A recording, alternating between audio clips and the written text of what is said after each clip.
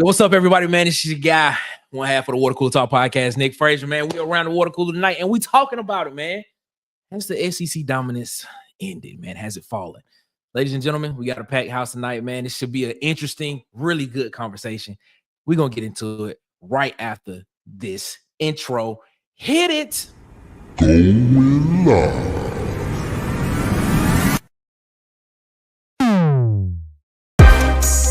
With the coolest podcast. The Water Cooler Talk podcast. The coolest podcast. In your ear. Ladies and gentlemen, man, thank y'all so much for rocking with us here tonight around the water cooler, man. As I told you, we got a packed house tonight around the water cooler. Shout out to the guys from TIGHTSports, Alabama Megacast, the talker in chief himself. Tight is in the building. Shalom. Hi, from the Sharpshooters podcast, the namesake himself. B Sharp is in the building. What up, B Sharp? Oh, I'm chilling, man. What's going on, man? Chilling, man, chilling. And of course, ladies and gentlemen, he has become a fan favorite very, very quick. Part of the Sharpshooters podcast, ladies and gentlemen, the one and only. Should we call him Tez or should we call him Auburn Tez? Which one? It don't matter, man. Both of them appropriate. I like Tez because Auburn means like losing. So Tez. We should call him Bama Tez. Bama Tez, man. We in the Bama building, Tez. man. It's too early in the show for that, man. Cut it out. Oh, my bad. I warmed up early.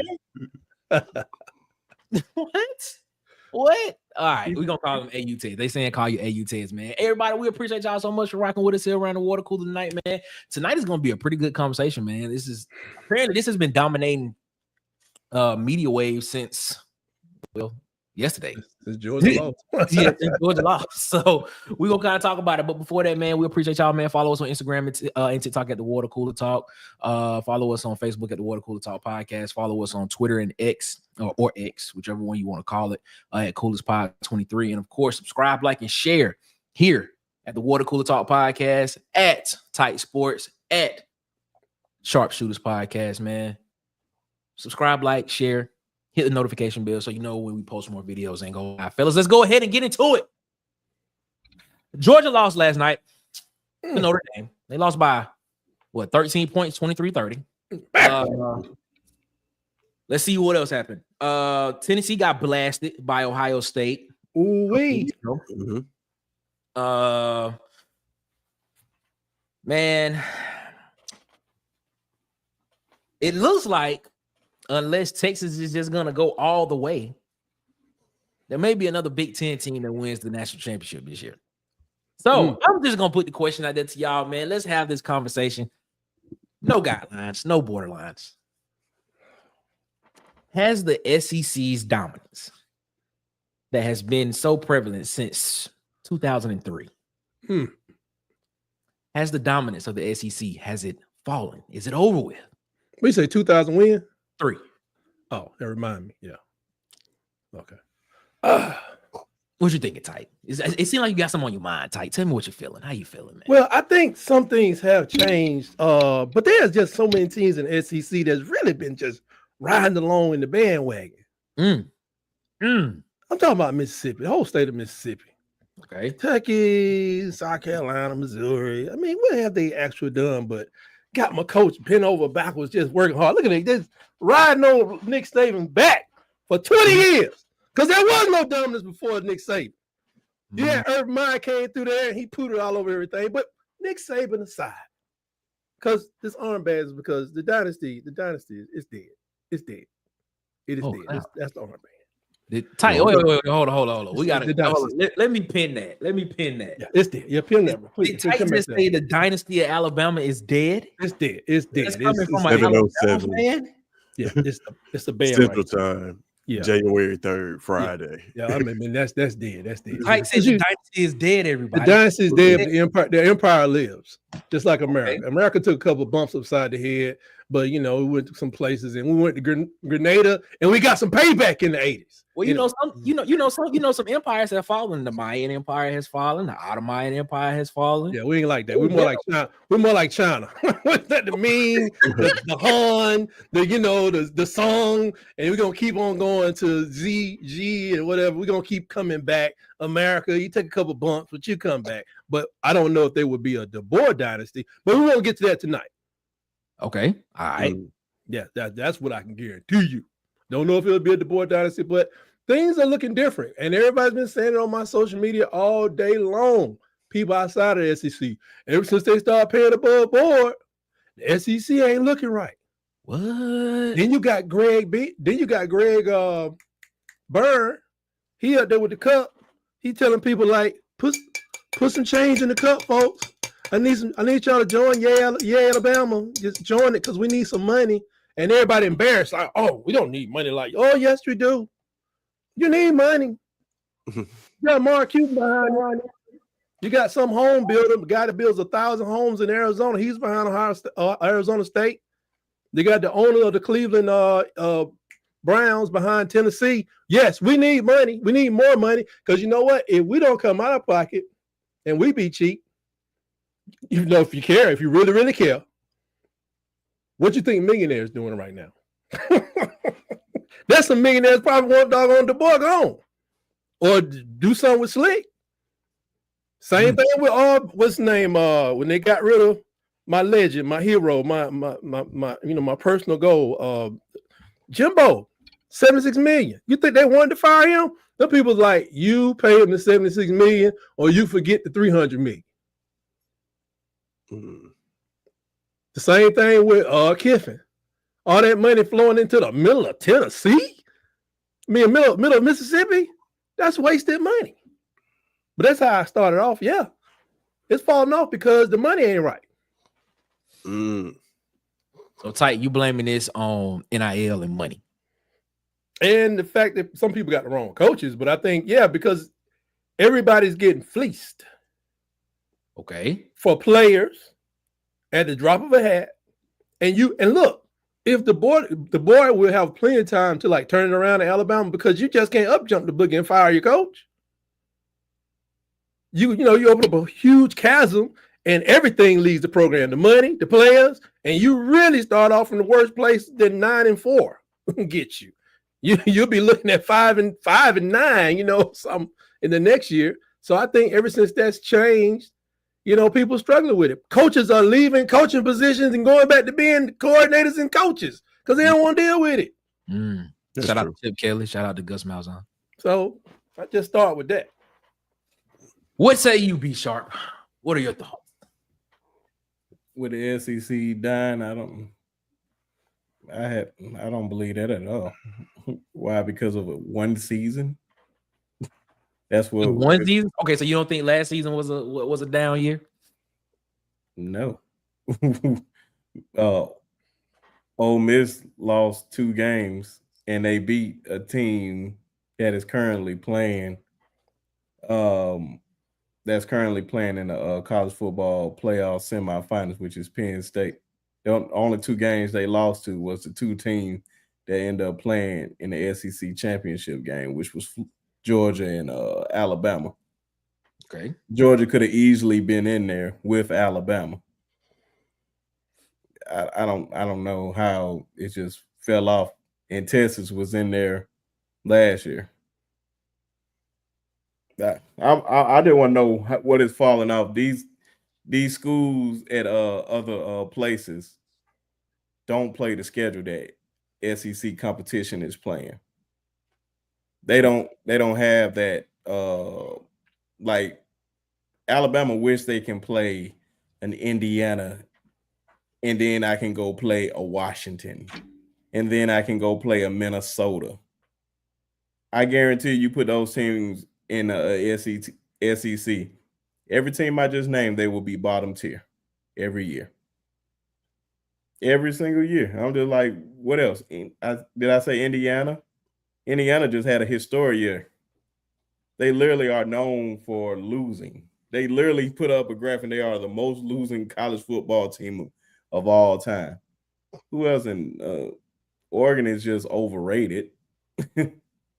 Michigan they won the national championship last year, but they always gonna hiccup one.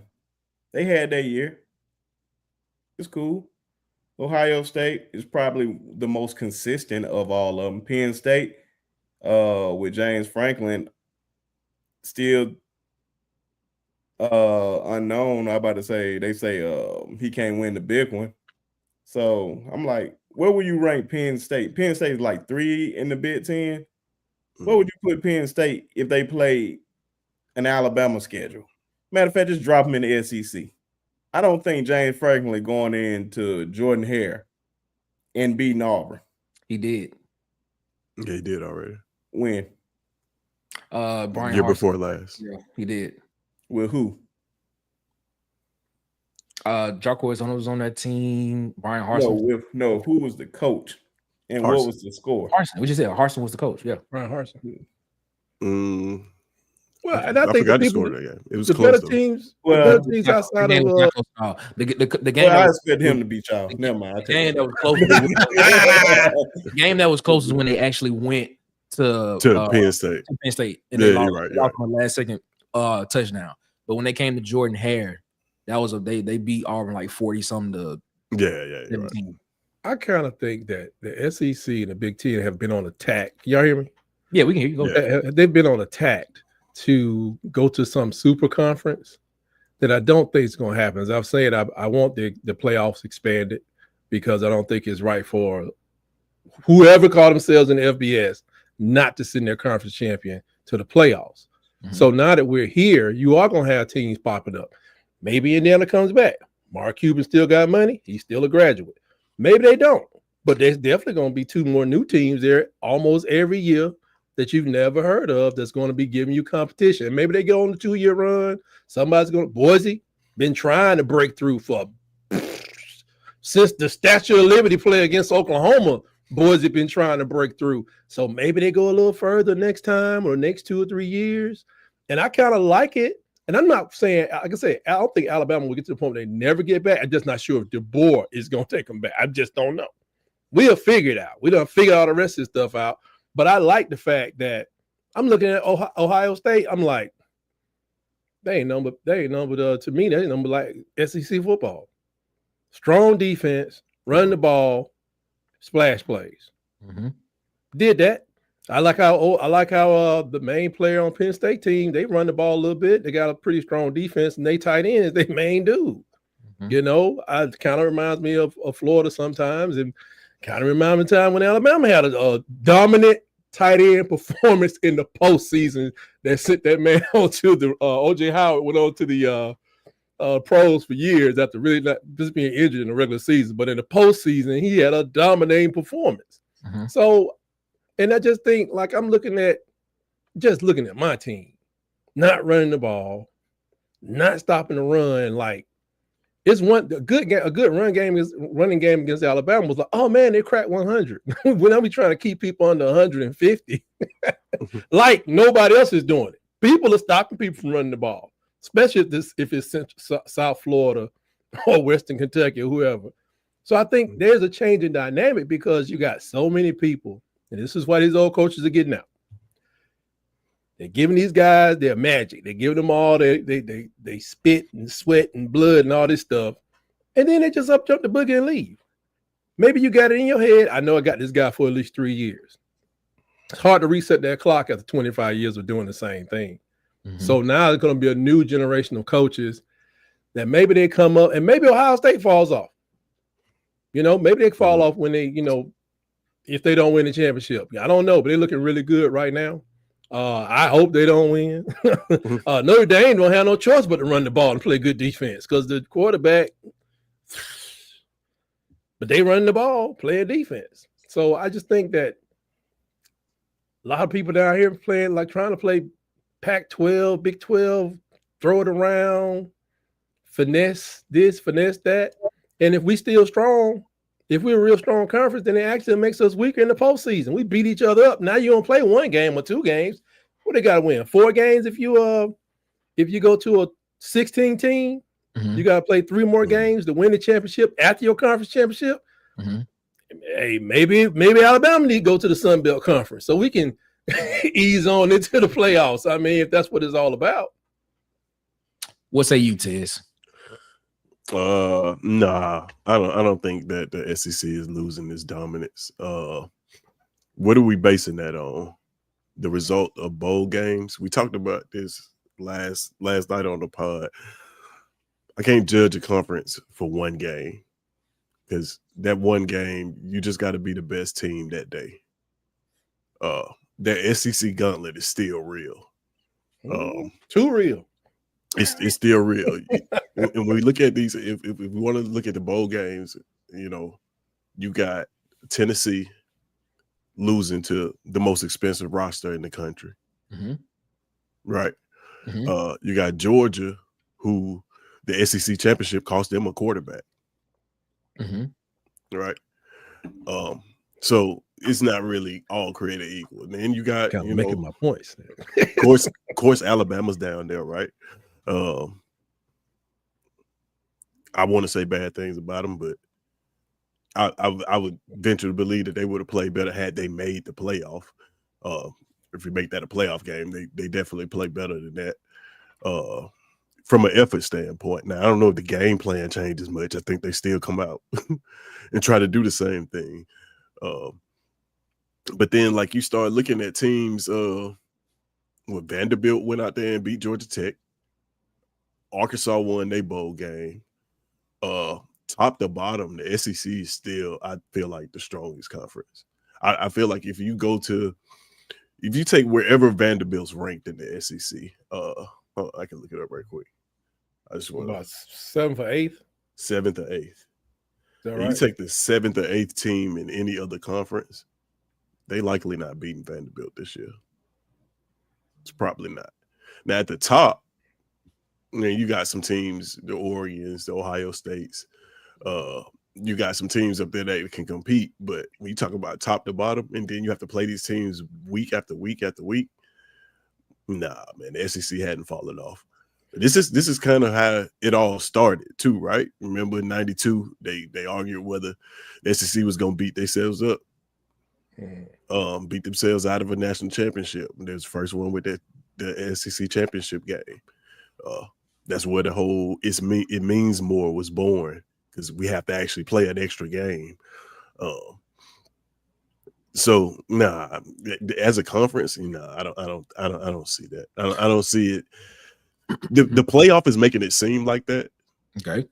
Because you got all these teams in there now. But nah, I don't see very many teams that can run that SEC gauntlet, that can play an Alabama schedule, even a Georgia schedule, or that Florida schedule. Take that Florida schedule. I don't see many teams out there from other conferences that can run that schedule and still make it into the playoffs. Yep. Even Texas. Now, Texas is an SEC team, but they essentially drew a Big Ten schedule. like it is the easiest SEC schedule, one of the easiest SEC schedules that I've seen in a long time. For next year too. Yeah, because it just flips. So, yeah, I don't think the SEC is. For the record, the 7th and 8th team in the SEC was not Vanderbilt. It was the 7th and 8th team. Excuse me, was LSU in South Carolina. Jesus. And I'm gonna pair that with the Big Ten, which is the 7th and 8th team in the Big Ten was Michigan and Minnesota. Do you think neutral field that they would beat an SEC team? What was the two in the SEC you said? LSU and South Carolina were 7 and 8 in the conference this year. What was Vandy below that? Vandy was definitely Vandy is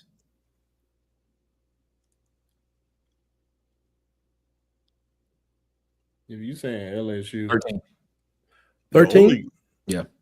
The only one I think that could win out of Michigan and Minnesota in a matchup with LSU and Florida, you said? South Carolina, you said? Mm-hmm. I think Michigan playing LSU.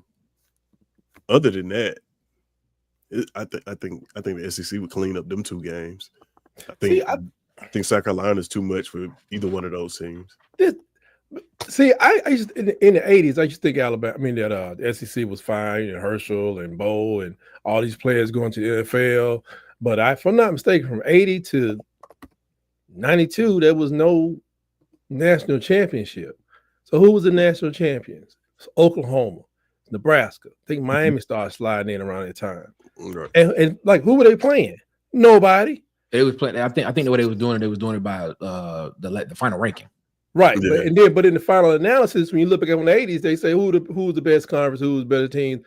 They not mentioning the SEC. You got to have the trophy to show for it. At Auburn and Georgia and South Carolina and maybe another school. But it was like, I knew the guys was good in the 80s, but they were beating each other. We've always been beating each other up. Now with this playoffs being the second season, when you look back, it would, like say things stay about the same. We keep going, and maybe we get a team in the Final Four, but they don't win anything for like 6 years. You look back, the analysis is going to say, yeah, the SEC players go to the NFL, but if you want a ring, you better go to somewhere else. Look at Miami was in the Big East, hadn't won nothing since they left. Haven't won nothing since they left. So it's depending on, like, of course, I'm trying to get to the next championship. I'm like, man, Alabama's quickest path to the championship is to join the Big Sky Conference. And because 20 years from now, when nobody care, we keep Auburn, we keep Tennessee, but everybody else can go to, get out of our face. But I'm just thinking, like, when you beat yourself up to the point where it don't make no sense, because it don't matter anymore. We should do that to move up in the rankings. Now, Right. if they open up to 16 teams, maybe you will have 5 SEC teams. If they do something like the BCS or like usually like an RPI, like they do in basketball, so you'll have 5 out of 16 teams get into the SEC. I mean, get into the college football playoffs, but then you still got to have the attrition and the players and stay healthy enough to be able to compete. I mean, we saw what happened to Georgia, but a team like Tennessee, which is why I don't like throwing the ball around, that rhythm stuff, man, real quick, they just got out of rhythm and never got back. And by the time they got back, halftime, the game was almost over, and I just, that's why I'm scared about us. I'm like, are we going to become some 60, 70% passing team? I don't want to see that. Seems like that. I don't want to see that. It seems like that's where it's headed. We've been here for a minute. It ain't like we ain't been like that for a minute. It seems like that. Listen, I say that about y'all, but us too. Yeah, that's about to happen next year. In the same direction. Yeah, it's heading in the same direction. Got a question for y'all, man. What would be y'all rebuttal to someone that says, who's like me, that believes the SEC has been top heavy for the past 14, 15 years? What would y'all say to that? I say it's top heavy, but it's still playing against Alabama still means something to somebody who can't get into Alabama, but goes to Mississippi State to show that they are a top tier lineman, offensive lineman, defensive lineman. They go out there, they can still get theirs and move on from there. I mean, what's the dude, the blind side, Michael Orr? I mean, they didn't hold him back. So you still got those people that are drawing in certain groups of whether it's your linebackers or a player or two, still drawing quality talent in. I'm worried about, as you can tell, more of the postseason impact. The regular season, they're trying to get to the point where it don't matter long term. To us, it matters because I'm playing y'all playing me. We're going to Tennessee, Florida. Your next door neighbor is a Georgia fan, whatever the case may be. It matters to us. But nationally, I think the reason people have been going with it today, they're not looking at the regular season. They're not looking at how hard it is to be LSU. They're not looking at what it's like to go play in the Iron Bowl or Georgia, Auburn. They don't know how crazy that game is. They don't know. They looking at, boy, y'all sure suck in the final, what was it, 12? Like, how did Tennessee lose like that, And then y'all want to put Alabama in, and Alabama don't care, not ready, can't coach. Jay Milroe, slick. They all lost to Michigan. They won, 5 games this season? That's what they're doing the analysis. They're not doing the analysis in November. They're using December and January. That's where the nation is looking. When you look at all these videos from all these different Locked On Big 12 or the dude that's Oklahoma guy that works for Fox. When you start looking at those videos, they ain't talking about the third weekend in November.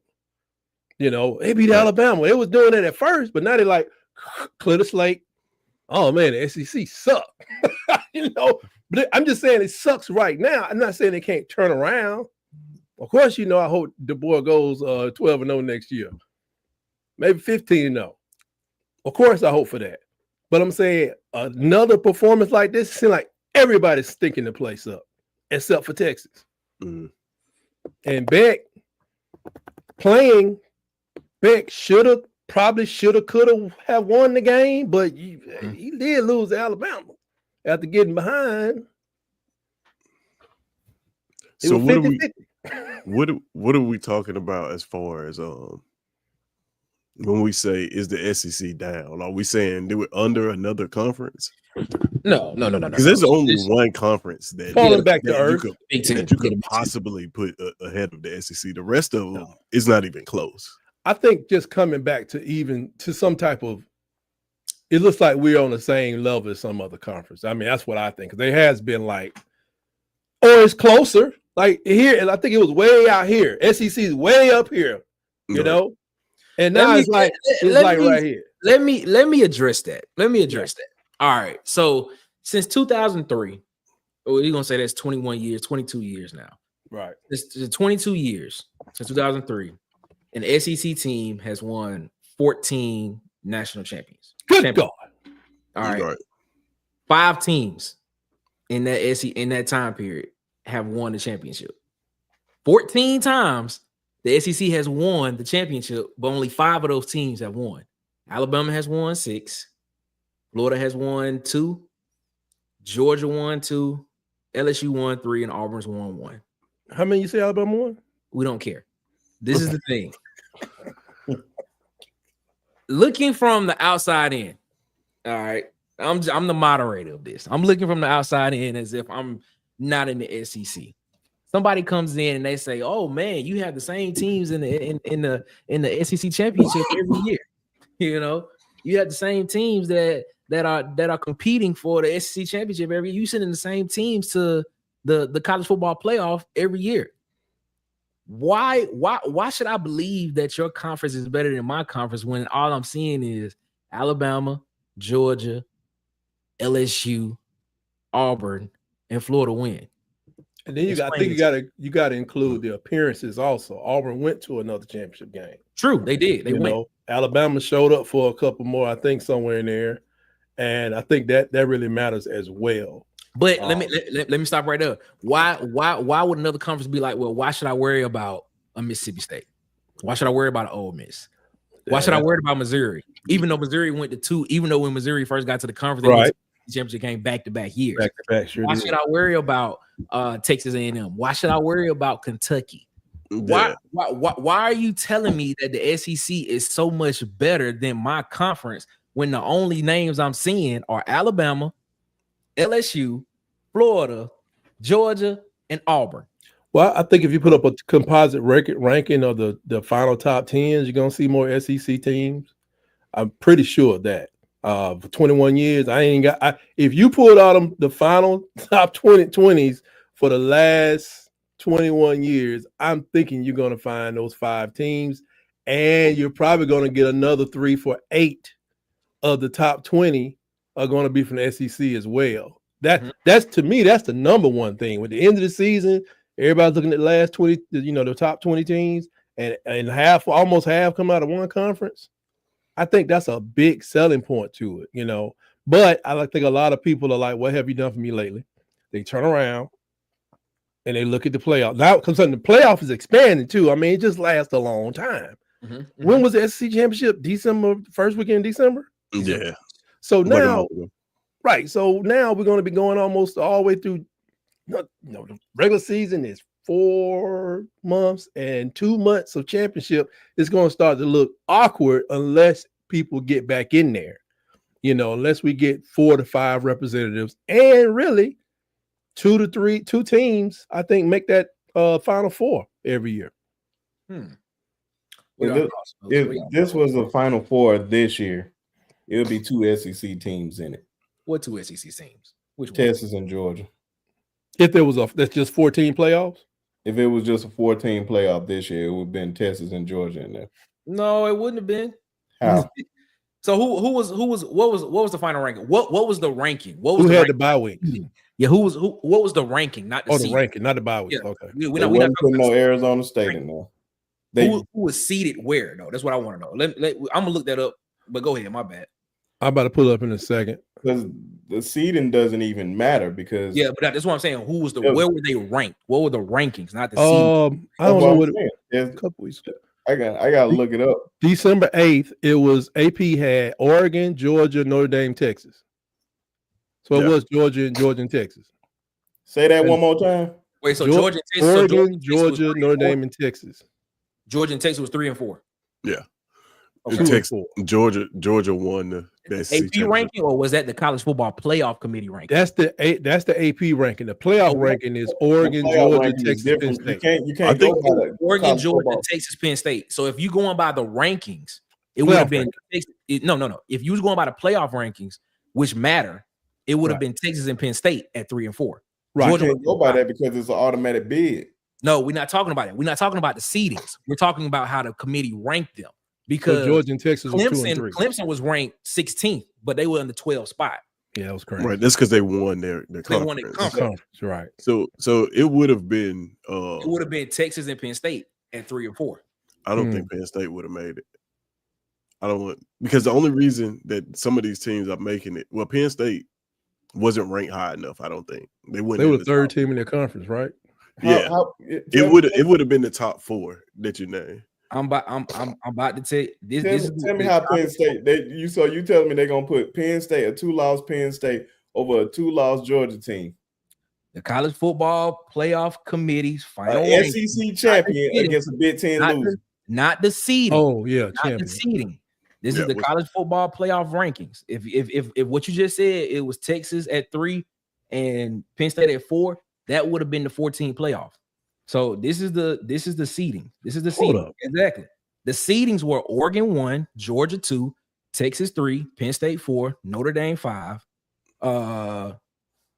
Okay, so Ohio. So Georgia would have been because Georgia would have been 2, but it would have been Penn State at 4. Yeah, you still would have. I think Texas may not have made it. To be honest, how Texas wouldn't have made it, and they only lost 1 game. I think they would have pushed Notre Dame up. Well, they lost 2 games. That's it. So the final seeding. So the same team. So you think the final seeding would have been they would have dropped Texas out and put Notre Dame in? Yeah, probably so. Okay. I mean, just to say, because just 4. That's why 4 teams are so ridiculous. That's why I'm definitely against. I want to expand it, but even if you had 8, let's just say you even had 8 or whatnot. Matter of fact, let's just switch it up. Okay. If Ohio State played on the road at Tennessee, everybody and their mom would have picked Tennessee. It was just a simple home game for Ohio State. Right. It was a home field advantage for them. They should never do that again, by the way. And I said, true. And I said I knew Ohio State was going to win, even though I picked them to win the national championship day 1. All I was saying is that if you flip those homes and Ohio State had to go on the road to Tennessee, they are not walking out of there. If they walk out of there and win, it ain't gonna be no blowout. I can promise you. Yeah, they gonna have nothing left next week because I promise you that's the main thing that Alabama dealt with. It ain't gonna be as easy as you think it is gonna be. That's what Alabama dealt with. We had old crazy wide receiver coach telling us, if we worry about the noise at Neyland Stadium, then we're not doing what we're supposed to be doing. I said, you obviously, sir, have never experienced Neyland Stadium on a decent TV set because you have to worry about the noise. Cause decent TV set. I mean, come on, man. That was the most ignorant statement. I thought they said he got another job. I want him out of there because that was dumb. That's the first thing that affected you want the best wide receiver coach in the country to go get another job? I want him to leave because he be talking crazy. That is asinine. Yeah, I want him to go somewhere too. And that's why Alabama's in a position. And that's why we lost that game because and we got 2 receivers getting thrown to because they were talking about the guy was overthrowing wide open. Communication was messed up. We're not talking about Alabama tonight, fellas. Let's not. Communication was messed up. I'm wide open. Throw me the ball. You throwing it over my head. How's that? It's Bama on Bama crime. That's what it is. That's what it sounds like. That's the most asinine thing I ever heard. Hope you leave. You can go away. Anyway. So to y'all point, So y'all saying that? So y'all saying the final seedings, right? Y'all saying that they would not have put a 2-loss team in the top 4? Is what you saying? Probably not. I'm I think they'll move Notre Dame around. I'm just saying. So where would top Indiana 4 have teams been? would have had? They saying this a down year for the SEC. I'm just saying if you had literally 2, if it was the Final 4, you were gonna still have SEC schools in there, and more than likely, one of them was going to play in the national championship, if not both, and it would have been another all SEC national championship game, which probably would have been a rematch of the SEC championship game. More than likely, it's all about matchups. Oregon is not a good matchup against Ohio State. Why? Because they do not have the corners that can match up with them. Texas is a better matchup because they matched up pretty well against them in the beginning of the season. They beat them. They didn't. Oregon did beat Ohio State at the beginning of the season. Yes, they beat them, but did they stop? They didn't stop those wide receivers. Ohio State had to come back. Ohio State had to come back in that game to make the close game. Oregon got up pretty good in that game. They did. Okay. I'm telling you what happened on the score. It was 34-33. No, it ended up being a 32-31 game. Ohio State came back. What happened when they played on a neutral site? Does it? Okay, we saw what happened. They got obliterated. They could not stop them. Based on what you just said, Oregon played them more better in the season in the regular season. They did. That's just fact because we saw that we saw the film. Okay, that's on film. We saw it. But why? Because the defense didn't show up. I don't know why. I honestly don't know why. Oregon. I don't know why Oregon didn't show up in this game. Maybe Ohio State was just a more focused team. I'm gonna just ride with that. Ohio State has the most talented team in the country. We have stated that. We know they got the most expensive roster. We know that roster don't mean you are the most talented. Well, it helps when you paying for talent. Yeah. And to be honest, I don't think they have the most. I think it's somebody else that has the highest roster than them, like spending wise. Oregon's right below them. I think Oregon to Ohio State. Regardless, man, it's all about matchups. It was literally just a I forgot his name. Dan Lannon doing that call at the end was really messed up game for Ohio State. Right. For them not to win that game because they was literally about to kick a field goal and get up out of there. Right. This is why we seen them get the Oregon Ducks could not hold them boys at all. And it only showed. Go watch the game all over again. Or did Ohio State just run out of time when they was driving the ball down the field? That's what I saw. I saw them run out of time. Coach Lannon did something that caused them to change the rules, I guess, at the end of the game. So it's going back and forth. But they got blown. And I think too, like Coach Kelly had a lot to do with this, and that he had a little knowledge of that Oregon offense. Maybe he got plays he was thinking about because he was, coaching against them 2 years ago or last year. But that was such a blowout. God, that was a blowout. And they couldn't do nothing with Jermaine Smith. They had nothing. Yeah, they couldn't do nothing with Jeremiah Smith. No. Jeremiah, I'm sorry. Yeah, there's nothing. They had nothing for that dude. He just ran into the wrong team. It's matchups. It's matchups. They cannot match up with this man. One time he ran right in the middle of the field, and the safety was like, "I can't leave me with him." All this stuff is matchups, man. I can't sit here and say it was matchups when I watched the game earlier in the season and I saw that same team play the exact. I don't care if it was at Oregon. I don't care if it was at Ohio State. That same team played against them. That's a long ride. Let me ask you. Oh, all I'm gonna say. Before you go, this is what I'm gonna say. I'm gonna say Ohio State was just more focused in that game. I don't know. I don't know the reason why Oregon didn't come out and play better than what they did. I don't know. Maybe Oregon? The only thing I gotta say. Okay, we seen what Notre Dame did to Georgia last night, right? Okay. Right. Would you put Penn State in that situation? Would you bet your bottom dollar that Penn State come out of there with a win? If Penn State was playing Georgia? With the same circumstances that with Georgia, with Gunnar Stockton at quarterback and everything like that. Do you think Penn State gonna win that game? With the way everything that's set up, I think Penn State everything Georgia had last night before the game, nobody gave Notre Dame a chance. for the most part. Now, all of a sudden, we just think that if you tell me Penn State was going to go in there and win, I believe you're lying. No, I would tell you. I think Penn State had a chance to go in there and win. I thought Georgia was going to lose because they had a quarterback. I mean, that matters. And I watched that dude play against. When did Beck get hurt? It was the SEC championship. They got hurt in the SEC championship game, yes. And I saw that dude come in the game. I mean, I had visions of Bryce Young when he came in for Coker. I was like, yikes. I didn't think he was ready to execute at a high level, and the plays early kind of showed it. When Bryce Young came in for Matt. He came in when he first got a chance to get on the field. I was unimpressed. I was like, who is this? Somebody come get this baby off the field. But he was just kind of like I didn't know who. I was expecting more than I saw. I put it that way. But the guy looked lost at the end of the SEC championship game. All you had to do was hand it off. But I didn't think they were going to win because they didn't have Coker, because Coker got talent. I mean, he's special to them, no matter what nobody says. I almost can't make it be Alabama because of him. You think Penn State would have won that game? I'm very impressed with Penn State. Yeah. That Georgia team, yes. I'm very impressed with Penn State. I think number 44 is one of the best players in the country. Well, okay, let me ask you this question. Hold on, let me ask you this question, Bruce. Why do you think Penn State would not have won that game against Georgia without Carson Beck at quarterback? It's nothing that Penn State does that is better than Georgia.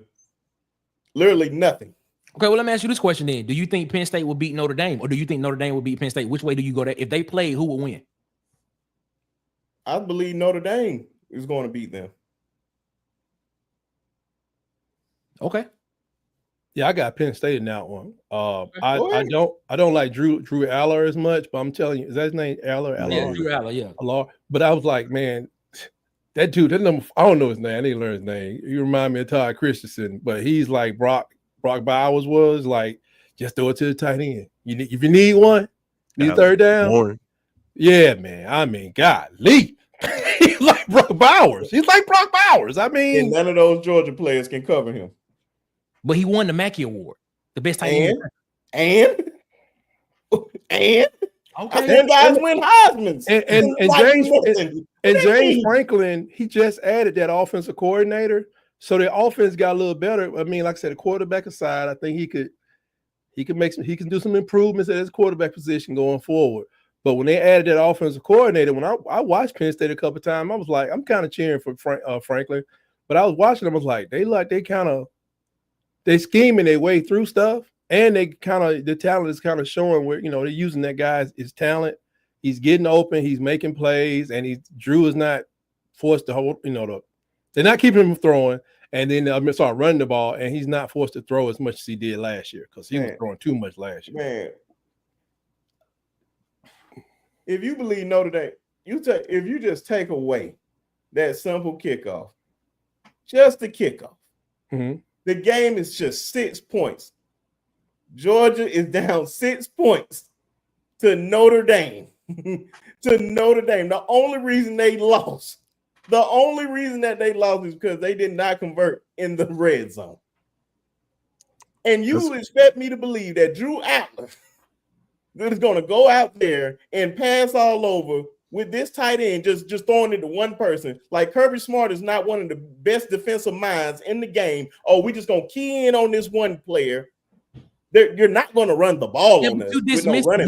You're dismissing Notre Dame's defense. About Notre Dame, one of the best defenses in the country. Acting like that. You're dismissing the fact that Penn State has a pretty good defense as well. So you're sitting here telling me, which in my personal opinion, I think Penn State's offense is better than what Notre Dame put on the field. Because if I'm not mistaken, Riley Leonard only had 90 yards passing and 80 yards rushing last night. You mean to tell me you don't think Drew Allen could put up 125 yards, 150 yards passing against Georgia's defense?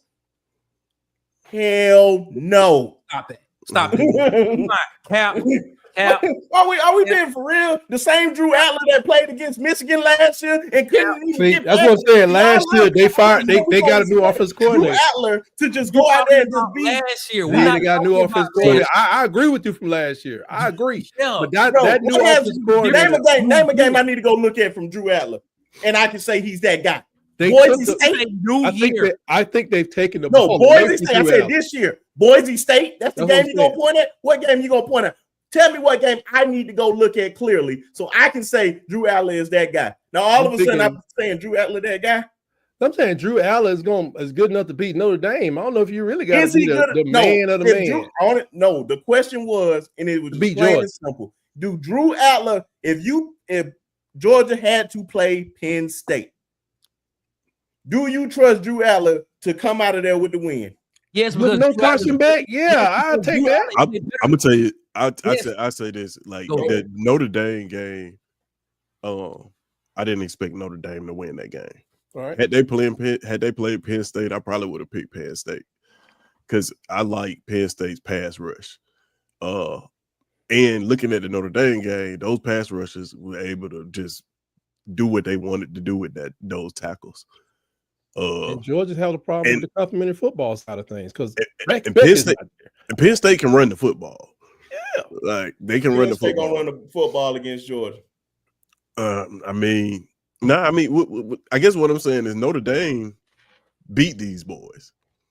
That's cool. And I feel Penn State played against Ohio State and they couldn't do nothing, right? But they couldn't run the ball. They couldn't pass. Talking about Georgia. Yeah, we talking about no Drew. We acting like Georgia is not okay. Without Beck. This is what we can't do. We can't go back to week 1, week 5, week 4. We talking about right now. Okay. That Penn State team, I would give Georgia fits with no quarterback. It's a lot of teams. Quarterback. It's a lot of teams that would give Georgia fits. Exactly. With no quarterback. Yeah. From what I saw them put on the field. Now the defense is elite. I give you that. So Notre Dame just went out there and just completely dominated them. If you say they dominated, they won the game. I think Penn State better than Notre Dame. I mean, did they put a belt to ass? No, they didn't. Okay. Now you telling the truth. That's the only thing I wanted to do. I never said that they just blew them. I just think Penn State better than Notre Dame because Notre Dame still lost to Northern Illinois. That's okay, I mean, they did lose that physical game to Northern Illinois. I think Penn State plays a physical game, and I think they would beat Georgia without Beck. I think Penn State. I think they would win by 10 points. I think Penn State has a better defense than Notre Dame. Yeah, and I think they still send linebackers to the doggone league. I mean, edge rushers and all the rest of that stuff. He go to linebacker that they sending is Michael Parsons. No, they got one going this year. What are you talking about? This year, who's in the league now? They got people all through the league on the defensive line. One outside of Michael Parsons. I don't know the one outside of Michael Parsons. You can't say that. I can say that. You can pull it up and see. They got people getting drafted out of Penn State on the defensive side of the ball. But you said they got guys in the league, and I'm like, who? And if I'm asking you, Parsons like the biggest star that just come up top of your head. But I'm telling you, if I go find out who the linemen are that play for Franklin, they are there. They're putting people in the league. I have to be. If somebody asks me who are they putting in the league, I have to be able to answer it. Well, you can, like if Auburn, I say go look Auburn that got up, no but they are points people in the league. They got cornerbacks in the league and everything. No, I'm saying I'm using that as an example, but I have to be able to answer it. I just can't just give a vague answer, and I can't answer it. Stay out of this, Nick. Everybody can. You know what? If we really want to go my there, Google box and your Google box work the same way. You can put it up. My Google box and your Google box works the same way. Because Michael Parsons, you saying Michael Parsons is the only one in the league? I didn't say it was the only one. You don't know if I'm right or wrong then. No, but I'm trying to say I can say anybody in the league. Somebody never seen nobody else play from Penn State. Playing. Doesn't mean he's playing. You said Michael Parsons is the only one in the league that matters. He is the only one that is a factor. I can name guys in Alabama that are playing in the secondary. That I didn't say Penn State and Alabama. Now you talking about Nick Saban. You talking about a whole nother ball game. Just give me one player. I have yet to hear you say one player. One player. A whole other ball game. One player outside of Michael Parsons. Just one. I don't follow their team like that, but I've seen them playing in the league. And you say that. That's what I'm saying. Because I've seen them and I don't remember right now. I'm gonna lie to you. James Joseph. What you want me to do? Lie? Huh? Go ahead. 3, 2. Y'all got it all out? No. Of course not. Because that's just foolishness. No. You gonna tell me that Penn State don't have no defensive players in the league? Everybody from Alabama ain't ripping it up right now either. They in there though. You said defensive players. Defensive players. Yeah. Alabama ain't got defensive players that ain't ripping it up in the league. Yes. Who you talking me? We got at least 6 of them in the Pro Bowl right now. I said, what are you talking about? I said all of them. I didn't say all of them, but I said you name somebody. I just said name one person. There. Never mind. Bubba put it in the chat. I'm about to put it on. It was right there. Don't take long. I know the Google box got the answer.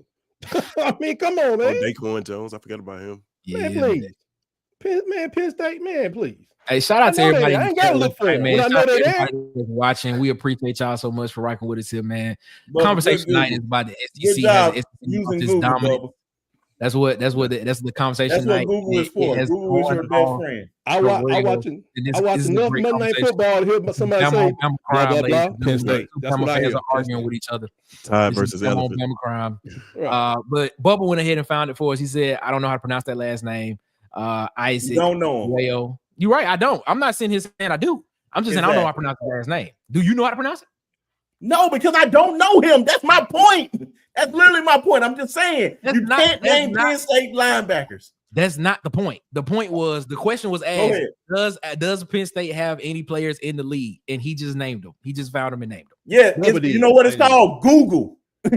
It's called Google. He couldn't just name. That's what Tight said. Tight couldn't just name them. You're just giving vague answers because you don't know. I hear people introduce themselves as Penn State players. What do you want me to do? Remember everything I hear on TV? No. I don't. I just know them dudes said Penn State. And I don't know if they play for Franklin or not. I think several of them have.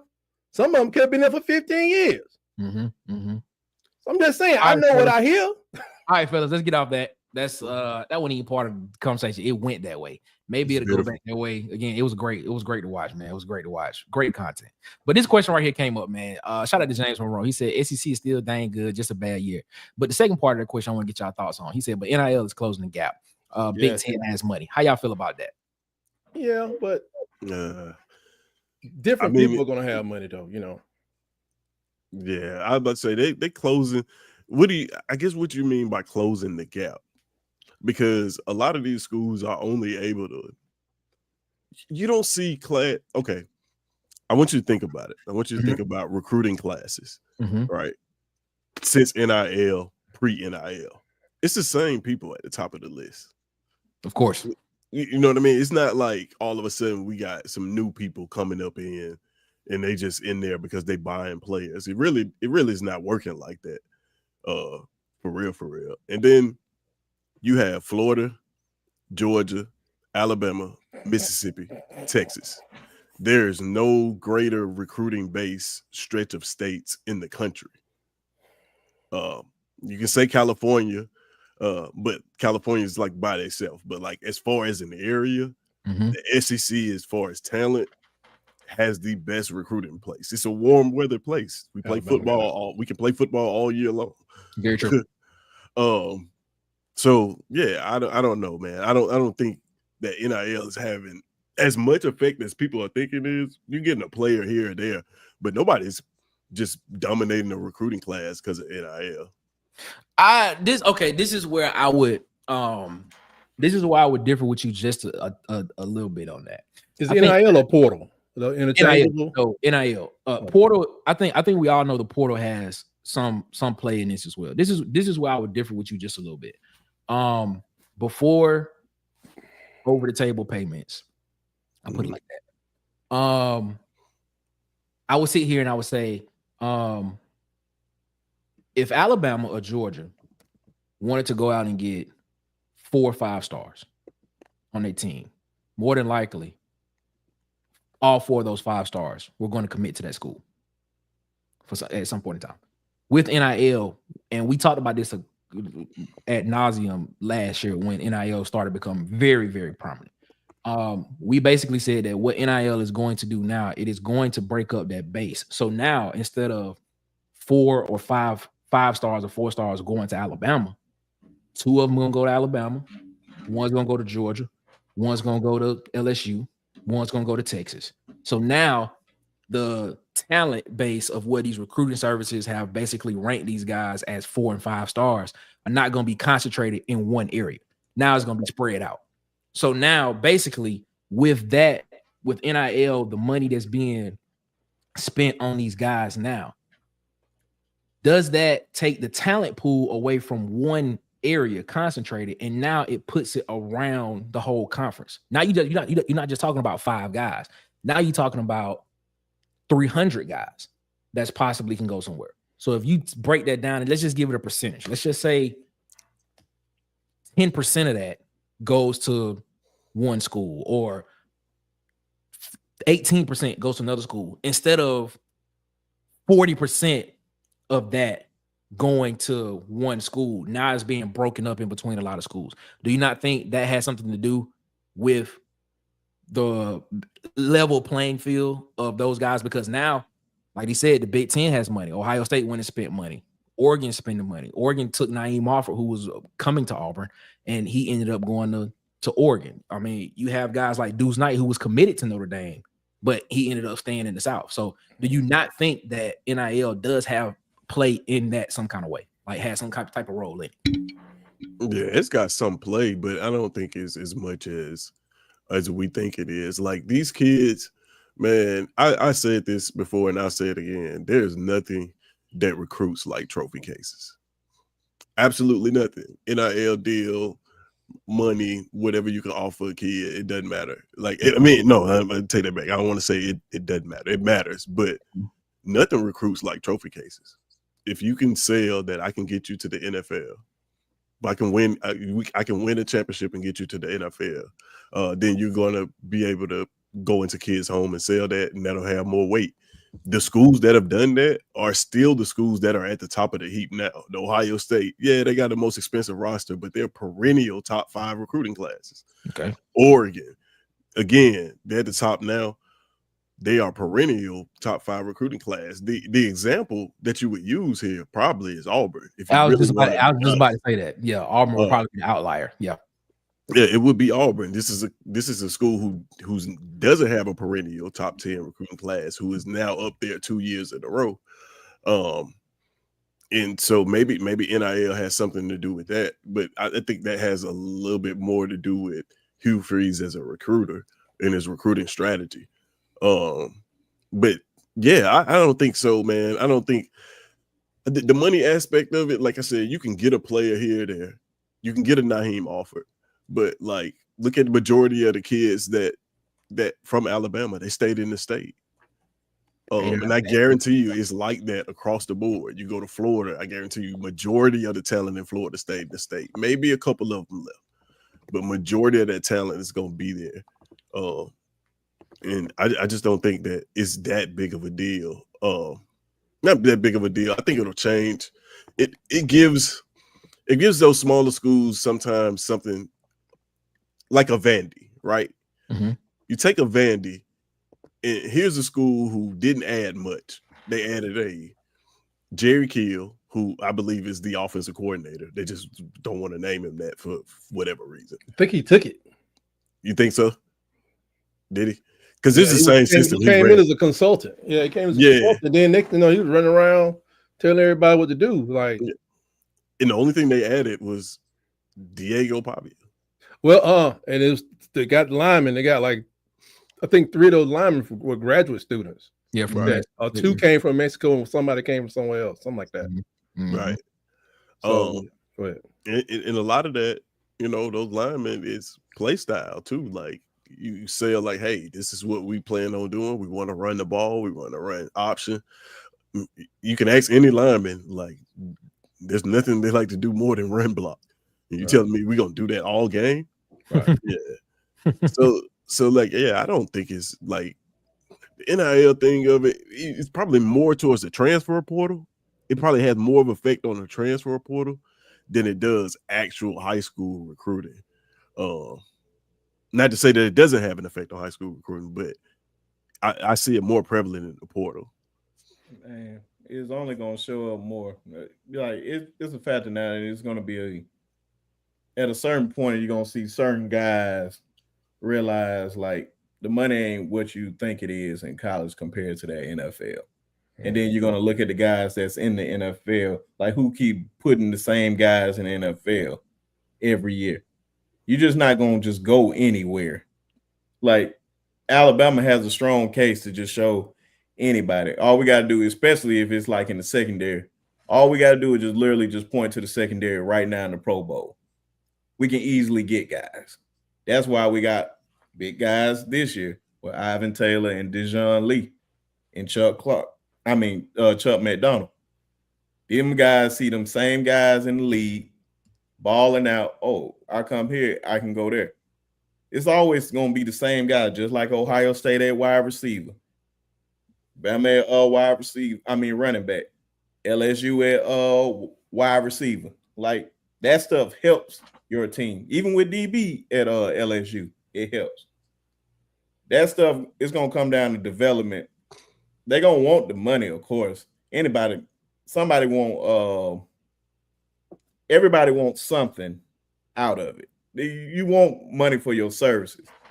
But a lot of them going to focus on, the real good ones are going to focus on their development, like a Jeremiah Smith, like a Ryan Williams. Cam, I'm still worried about right now, only because I don't know if he's getting that right now.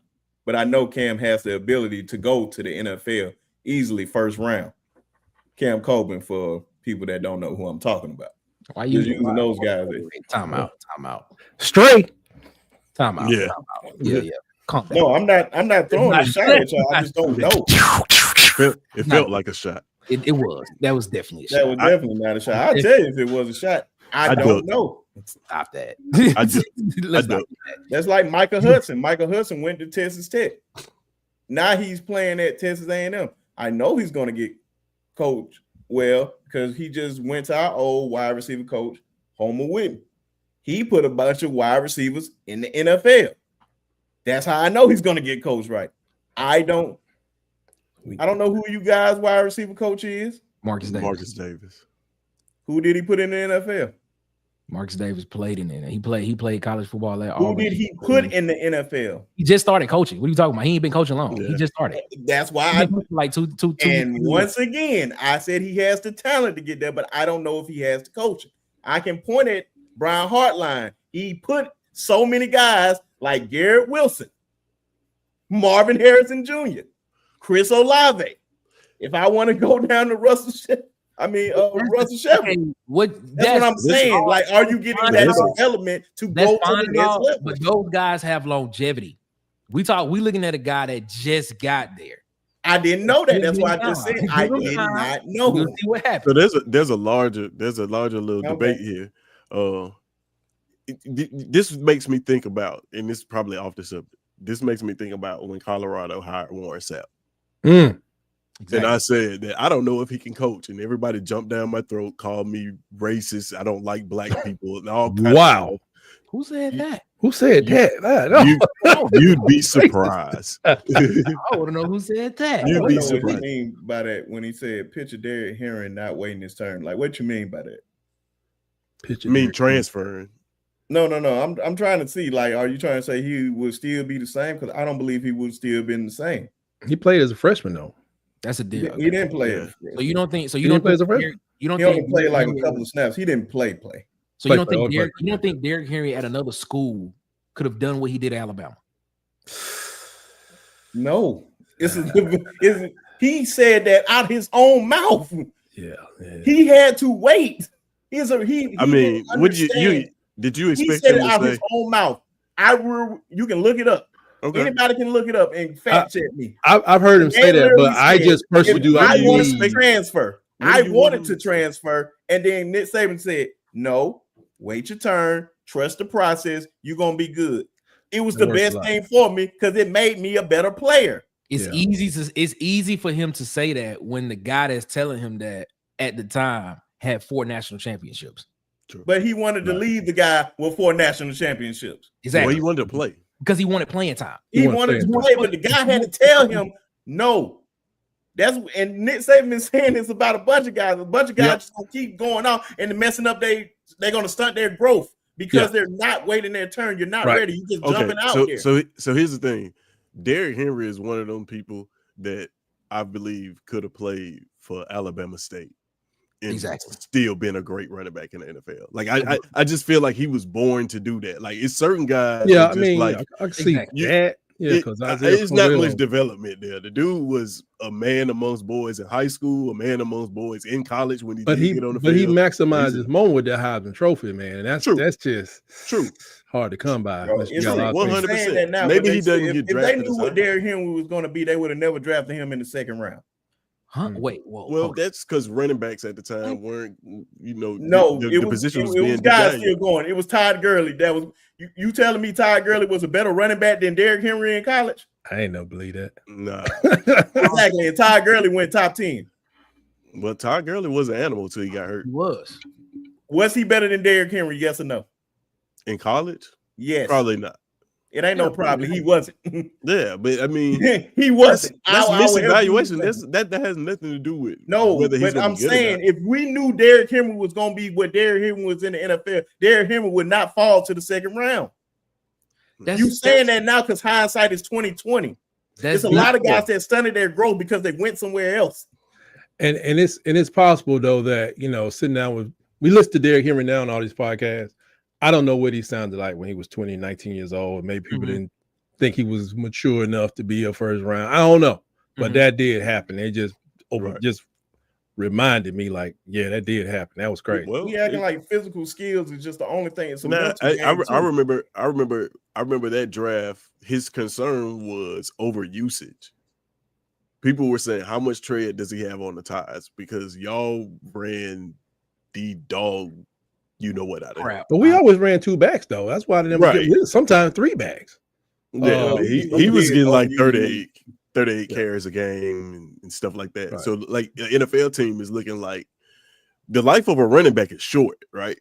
Yeah. You know what I'm saying? Usually. Right. What we're seeing for Derrick Henry now is like amazing that he's even still in the league when But most running backs don't last that long, for real. And they were saying that he's a perfect combination of genetics and work ethic. I mean, it's just the two came together and he's there. Yeah, this dude. I'm worried about Najee Harris. He's 1,000-yard back, but I'm worried about him sometimes. If he's gonna stay with my Steelers, is what I'm worried about. He'll play. Nothing to worry about. They just don't have a good line. Yeah, they don't. We don't have a good line. What will help a running back All is right. a good line every time. Let's go back to the question. About NIL. Stop pushing us off track, Nick. You asked a question? I thought I did. If Nick could focus from 1 minute to the next, we could get through these questions. Wow. That's funny. Let's blame Nick. So I'm gonna ask the question to both you, His to house. Sharp, and I think Sharp already answered, but I'm gonna ask Tight. I want Tight perspective on this. Does NIL affect the landscape of college football and the evening out of the playing field of what's going to happen from now on in the future? Yeah, that's why I think there's going to be, it's going to cause the playoff to expand, hopefully beyond beyond the 16. I want to see to go 18 because I want all the conference champions included. And what I always tell people, what I've been saying lately, college presidents love guaranteed checks. So the guy sitting at Western Kentucky is like, oh, I get $3 million for just sitting here and not making any motion. Okay, great. Just keep them guys out of my, off the campus. They be running the girls around. Well, West Kentucky get a big money donor, and he comes in like the Milwaukee's Bucks owner said they're trying to negotiate and buy people's college football teams and basketball programs. They want to get 51% because they want to take that profit and run with it. It's going to be a different deal. Forget your $3 million check, guaranteed check, brother. I want a return. And that return means that I need to take West Kentucky to the conference championship. And so I can get on the big stage and sell some more merchandise or whatever. And they're not just going to give their money and just turn around and go home. They're going to continue to fight with the playoff committee to say, we're a conference champion, put us in. And they ain't going to hear all that stuff about it's not an even playing field.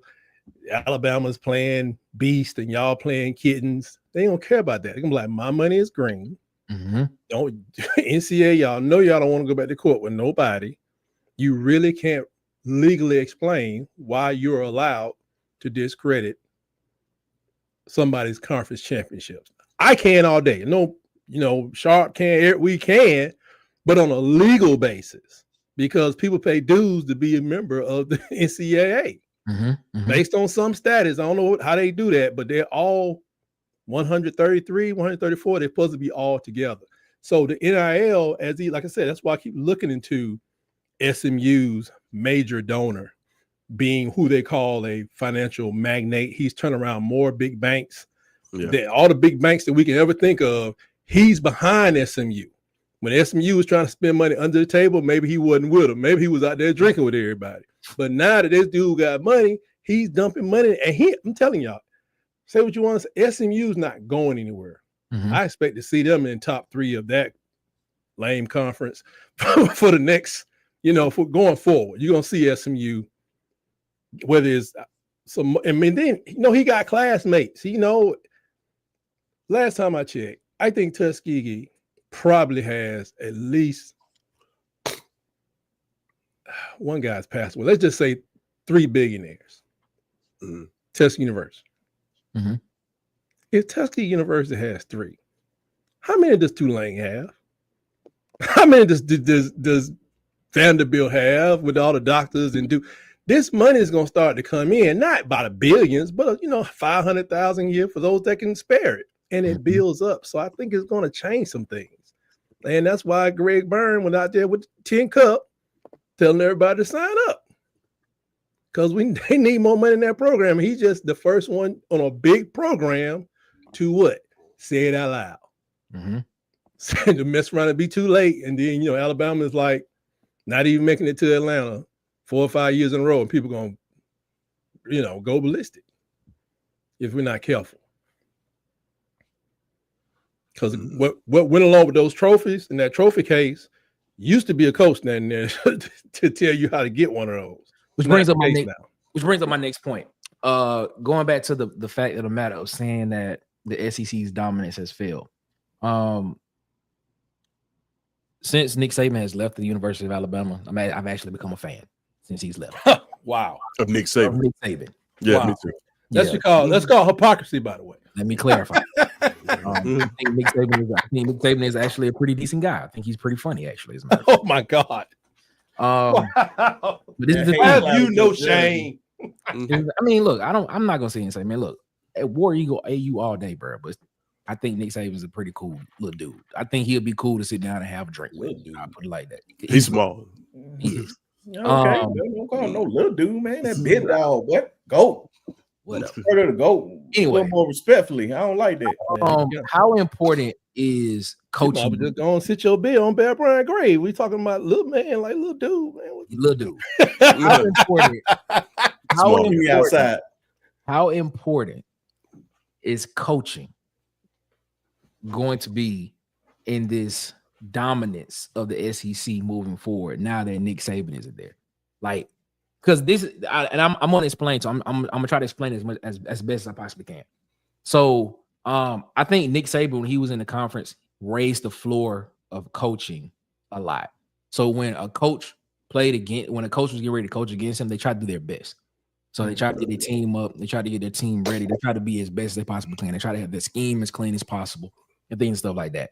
I don't think there's a coach right now in the SEC that you can say that gives you that type of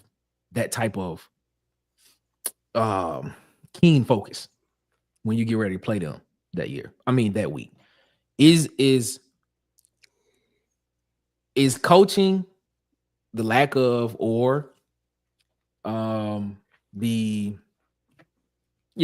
lack of possibly, is that going to affect the SEC's dominance with other conferences moving forward? Because you have other coaches in other conferences who are looking to raise their profile as well, who are looking to do just as well, if not better, than what the coaches in the SEC are doing. How do y'all think about that? No, I don't think it's going to affect the SEC. Okay. I mean, yeah, you have other coaches that are going to be trying to insert their dominance and things like that, but that's always been the case, right? Like, this is what I'm saying. It's like, it's always been the case. We've seen the Cincinnati's in there. We've seen, the TCUs. We've seen the Boise's. We've seen the arguments for these schools. I just think that what we're seeing now, because of the 12-team playoff, is those schools actually get to play games that matter. So I don't think, like, in the SEC, you're right. There is no coach that gives you that, like, we got to play our best game to beat this guy anymore. Will that ever exist again? Probably. I mean, if you could say Kirby's probably the best one that you can. The closest. The closest you could say. Mm-hmm. But nah, man, I don't foresee that happening again, if that makes sense. No. Would you say tight? Well, just briefly, I think coaching is always going to be important, and that's the thing that gives me pause about our situation. I kind of think but I do agree with Tez. Kirby number one, Sark a distant two, but not a distant two, but a not really close to, not 1A, 1B, but he can move in the firm too if he win. Yeah, exactly. Yeah, he moves the firm too. But I'm looking, people say DeBoer is not as tough as Saban, or hard on everybody as Saban, and that's why people can like Saban now, because he can giggle and laugh with everybody because it's all good, on ESPN or what have you. But this guy was reviewing a book by John Feldman, that Meat Market, I think it was called. And it just says two things you can't do to people no more. You can't tear players down just to build them back up, or just tear them down to build and wait to build them back up after the season's over because they're going to leave. And you can't lie to them. Mm-hmm. Not saying that Saban, everybody talk about classic butt chewings and all this other stuff, and Kirby still does it. And look at Chip and you look at Gus, they used to get at people, but that's why they moved out of that position so they can go focus on football. Mm-hmm. Is DeBoer, the coach, who's a little gentler, is he going to be with his guys? Is he going to be able to build relationships still? Because the money is nuts. People want to get coached to the next level. I always knew the money wasn't going to go up before it settles down, because millionaires are still going to be like, we gave $10 million in for what now? So he can do a YouTube ad? Oh, we're not doing that no more. If it doesn't make sense for him, you know what I mean? I think coaches are always going to be important, but who can build that relationship to make people stay long enough to learn? Is that what Kalen DeBoer is focusing on? I don't know if he should. And then I look like it. I think I really probably would have supported Kiffin being the coach of Alabama, but he do stuff. He just be disrespectful to the game a lot, but this fourth down stuff he be doing. I watched several games where it doesn't seem like he's a good coach, because he makes that, what do they call it? He used what they call the statistics in the game. It says the analytics says go for it on fourth down. I'm like, does it? Who coaching the team? I watched him lose 2 games because of that. He throws the ball a lot, but still, it's like I've watched him lose 2 games because I don't know how good or great of a coach, as a head coach, he is. I don't know if he.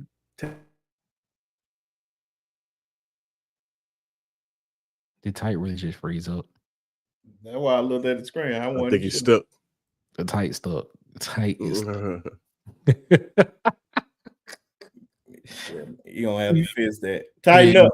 Yeah, he'll come back in a minute. He'll come back in. Go ahead, B Sharp. I don't like that y'all 2 Auburn guys on pause. Yeah, pause on that one. Yeah, I ain't even want to finish that one, man. No, all right, tight back. They go tight. I don't know what happened, my whole thing, but I don't know where I left off. I'm sure it's somewhere very inappropriate.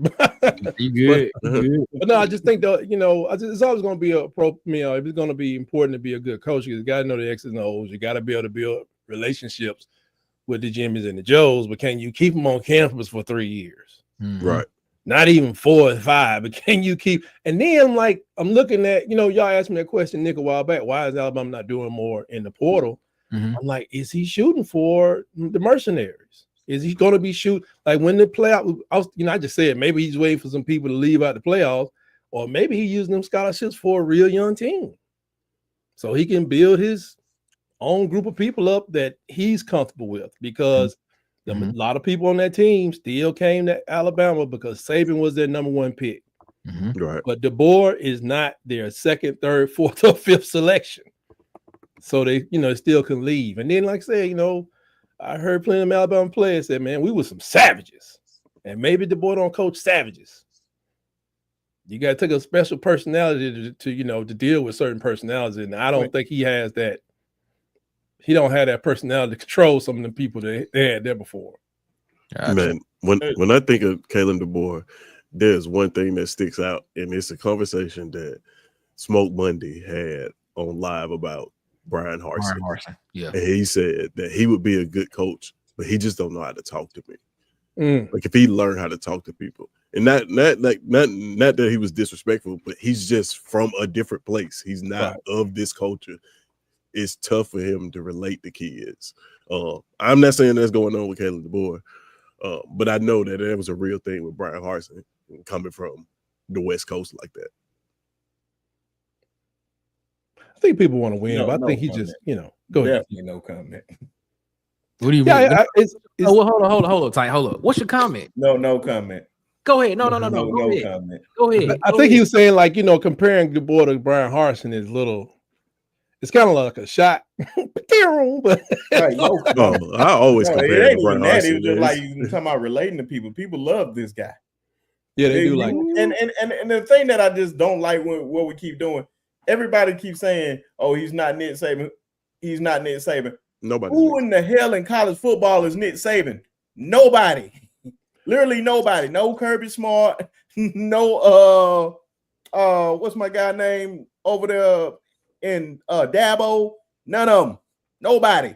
He's the GOAT for a reason. He's sitting there on the top of Mount Everest by himself.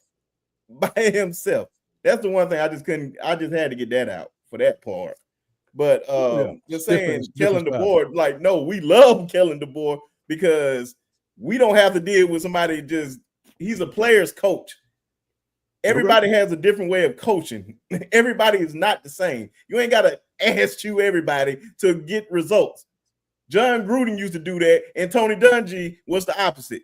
Guess what? They both got Super Bowls. All coaching don't need to be the same.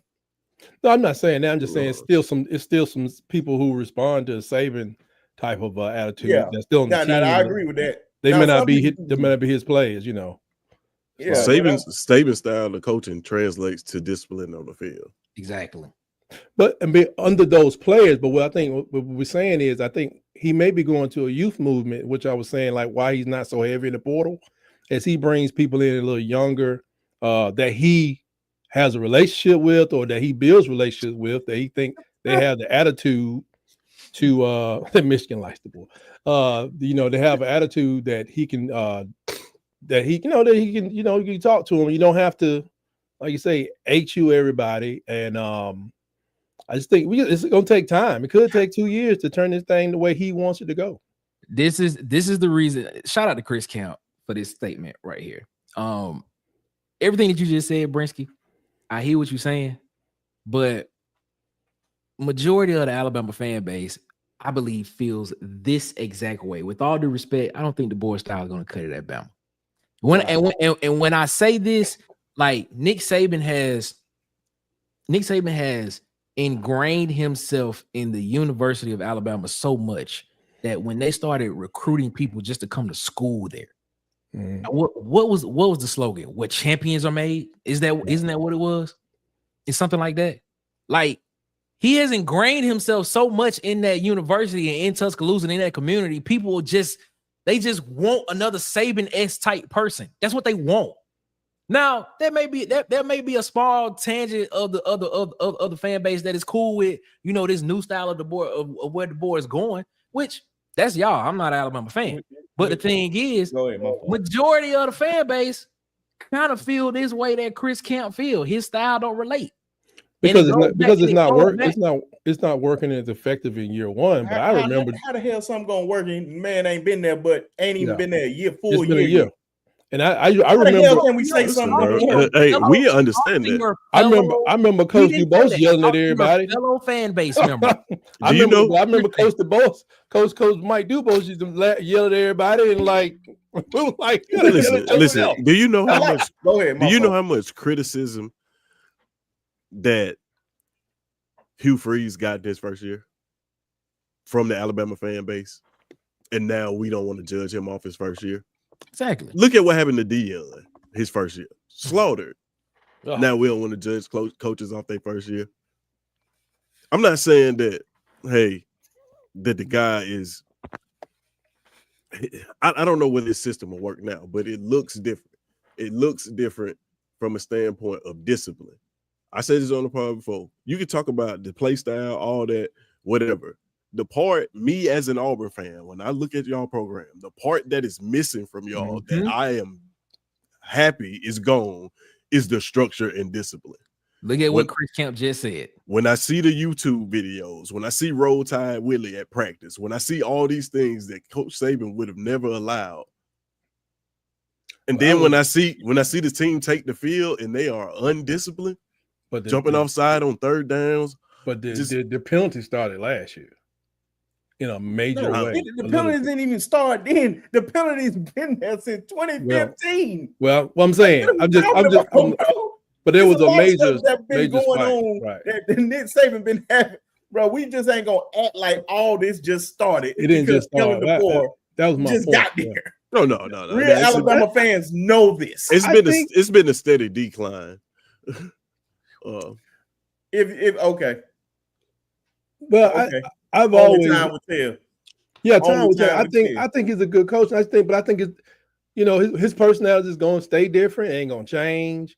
And I think that he got to get his players into 9 wins. Ain't the worst thing in the world. No, I was expecting a little bit better because of the talent level, but depending on what he wants to do. This is all I'm saying. All I'm saying is optics play a role. When you go back, and I'm gonna go in history a little bit. When you go back and look at the presidential election between John Kennedy and Nixon. Nixon, yeah. When you look at it, everybody that was polled in that, if they listened to it on the radio, everybody thought Nixon was the better candidate. Right. But when they watched it on TV, everybody said that John Kennedy looked more presidential. Now, what you're seeing is the optics of something that doesn't look foreign to what Alabama fans have not been used to for the past 17 years. Now, you can sit here and say behind the scenes it probably wasn't discipline, but when they came out there on the field on Saturdays, Friday on Saturdays, it was one of the most disciplined teams in the country. So now people are looking at this, fans are looking at this and saying, look, we ain't used to this. And going back to what I said, like I'm looking at this from a person outside of the Alabama fan base. I just look at it, and from what I've seen, a lot of Alabama fans saying it's not, is the structure isn't there. Exactly what Ted just said early, and that's what. Okay, go back to Will Anderson, Brian Branch, Dallas Turner in 2002. You tell me what the penalties was at right then and there. With Nick Saban as our head coach. You mean 22? You're looking at a micro. No, you're looking at a micro problem. We're not talking about penalties by itself. We're looking at the optics of what the team was compared to what it looks like now. I think Sharp is right. You got to go look in the numbers, though. People was telling me we had the worst defensive coordinator in the history of the world this year, and I was like, he ain't my problem. And guess what? He had one of the best years in a long time. With young guys. What's crazy about that? Young players. And admittedly, I had to look at the numbers. Make young players mistakes. These are veterans that were playing. So and admittedly, I had to look at the numbers to see. I had to go look at the numbers and be like, wait a minute. I did. What's crazy about that? I've been saying that all year. Yeah. Everybody was they wanted them gone. Y'all giving the defensive coordinator a bad rep. Right. A lot of these games are on the offense. I told Tight that at the beginning of the season. I said, bro, don't worry about Womack. Womack will be fine. I'll use it south. I told you at the beginning of the season. Oh, yeah, he did. I was like, everybody was, well, not you, but a lot of people was like, oh no, who is this Womack? I was like, listen, bro, the defense is going South Alabama. He was highly touted though. Like, that's what I'm saying. Like he was just. I don't know. That was the best defensive coordinator y'all could find. That's what I was. I'm like, bro, there's not many schools that would turn him down. That's what I'm telling you. That's what it was. But I told y'all, if Kane Womack is the defensive coordinator, if it looked anything like South Alabama last year, y'all should be fine. Right. Y'all should be okay. But it's most fans. When y'all say fans, like certain Alabama fans, I'm about to say most of these fans don't know what the hell they talking about. Most of them just crying about, oh, we ain't doing this. We're not going 12 and winning 12 games every year. Right. Like, bro, you know how hard that is to win 12 games every year? And you just got there. You probably ain't got a house And you yet. just got there. A lot of these folks, bro, I am a true Alabama fan. Right. And I'm telling you, this doesn't happen. In the history of college football, this does not happen every year. These are some spoiled assholes. Oh, oh boy. These are some spoiled people, bro. These are some spoiled people. They a lot of these folks just jumped on the bandwagon when we was winning. They ain't true fans that seen. They panicking at 9-3. I seen Auburn do that 6 years in a row. We've been trying to tell y'all that for the last 20 years. What you mean? Tell me. I've been saying this. I laugh when I see folks whining and crying about this. War Eagle. I laugh at them. I'm like, bro, y'all ain't used to it. They're like, bro, we haven't experienced this in a long time, bro. I've seen when we lost 6 years in a row. I remember Dubose. I saw like Dubose. War Eagle. This is cupcake. But guess what? Guess what? We won 5 in a row against y'all. It don't matter. We still doing what we need to do. But y'all are worried about a man that literally just came into a situation when you lose at least your top 8. But y'all did came in the situation. No. I'm gonna get this one out. I'm getting this one out. No. Hold up. Wait a minute. Don't say y'all. Wait a minute. Don't say y'all. Because we could care less. Auburn fans could care less. I can tell you that. Once again, I'm talking about my team and our fan base. We literally lost our top 8 defensive backs. We lose one of our best pass rushers. We lose one of our top offensive linemen. We lose our number one wide receiver. We lose our number one running back. No, matter of fact, I take that back. We lose our top 2 running backs. Only thing that is returning is Tyler Booker, Jalen Milroe, Lawson, and Malachi Moore. Bro, y'all players. Yeah. So what are we talking about? And the man literally came out there and won despite of that. No, here's the thing, bro. Despite of that. You cannot do that. On one yes, hand, you can. What are you talking about? No team. I ain't saying nothing yet to be talking about anything. No. Hold on. Just ask me. Once you answer this, I promise I'll leave it alone. Okay. Name a team that loses their top 8 or 9 defensive backs. I'm talking about literally cornerbacks and safeties. And you tell me who wins after that. Who goes 9-4? I have no idea. I have no idea. Right, we don't know. I know. But here's what I'm trying to tell you. I promise. But here's what I'm trying to tell you. You won't find nobody. The questions that are being arise and that you having to answer, y'all put that on y'all. Exactly. We didn't say that. Y'all put that on y'all. So you can't. You can't just come up here and then just be mad because we saying that this was created by y'all. Y'all got t-shirts that say we don't rebuild, we reload. Hashtags everywhere. So I'm not gonna have no sympathy because you lost a bunch of players. But no. Like I said, bro, we started more freshmen than anybody. So I don't want to. I don't care. And what you do? And what you do? We had one of the best defenses in the country. You one of the best in the conference in the country, and y'all go 5-7. But we got the same. You told me that we got the same offense as y'all, but we go 9-4. Come on, bro. How do that make any sense? Y'all got the same offenses. You literally said Payne Thorne and Jalen Milroe are the same people. You saying you got one of the best defenses in the country. Yeah, I said y'all go 5-7. No, quote me right. 9-4. Quote me right. Explain that to me. Quote me right. I said that Jalen Milroe is Payne Thorne as a passer. And one go 9-4 and the other one go 5-7. Different teams. You got to watch the games. We were 50 yards away from 9-4. You got a point there. Like what you're saying. What I'm trying to tell you is like all of these things y'all created. To help you out, Tiz. We were special teams away from winning 3 more games. Right, but even like about this year. Mm-hmm. Listen, even like the coach being scrutinized in his first year. Okay, you had a coach that was there for 17 years. This has been going on while y'all had the same coach. The problem is y'all haven't had a different coach, so y'all don't know how this game goes.